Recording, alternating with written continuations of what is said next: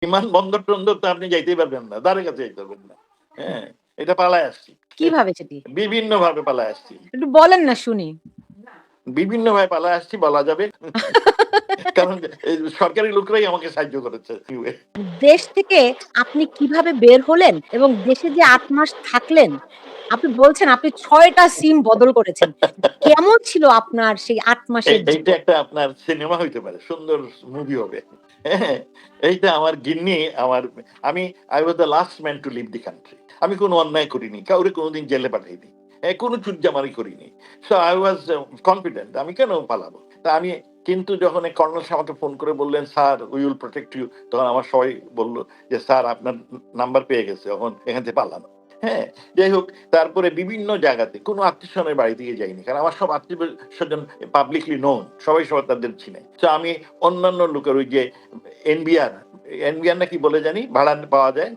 ওইসব বাড়িতে ছিলাম। এবং সুখের বিষয় ও এই বিএনবি, ওই যে মানুষে ঘর রাখে ভাড়া দেয় আরকি। ১ সপ্তাহের জন্যে, ২ সপ্তাহ, ১ মাসের বিএনপি জন্যে। হ্যাঁ। কি বলে যেগুলোরে হ্যাঁ, এইটা আমার খুব কাজে দিয়েছে। আর এইটার একজনের মালিকের সাথে দেখা হয়েছিল।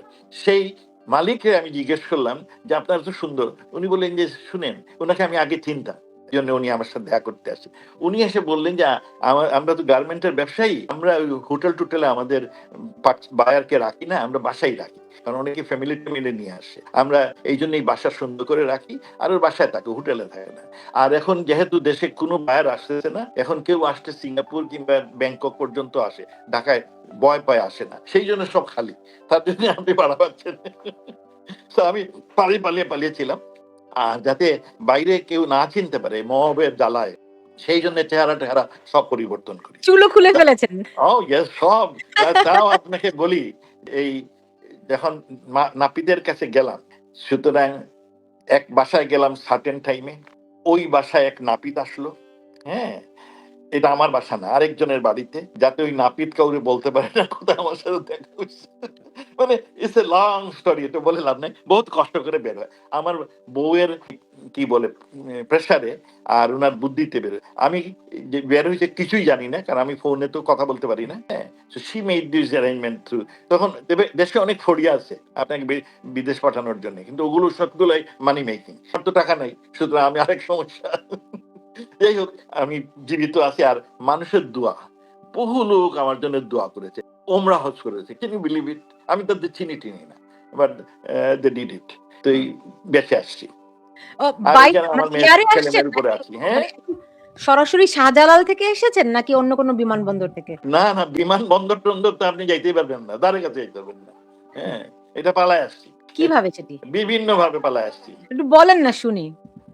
বিভিন্নভাবে পালায় আসছি বলা যাবে কোনো এক সময়। হুম? এখনো বলতে চাচ্ছেন না। হ্যাঁ, এখনো সিক্রেট। বলতে চাচ্ছি না। কারণ এই সরকারি লোকরাই আমাকে সাহায্য করেছে।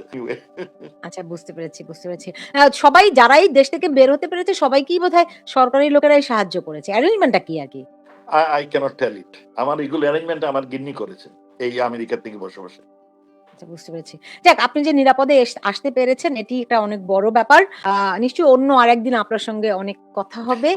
আপনি আপনি ভালো থাকুন ডক্টর মোমেন। ওকে, আপনাদের সবাইকে অসংখ্য ধন্যবাদ এবং ধৈর্য সহকারে আপনি আমার কথা শুনছেন।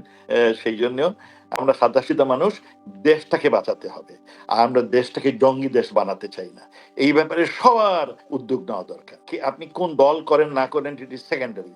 ১ নম্বর হচ্ছে দেশ। দেশটা টিকে থাকলে আপনি আছি, আমি আছি, সবাই আছি। আর দেশ যদি উন্নতি করে তা আমরা সবাই ভালো থাকবো।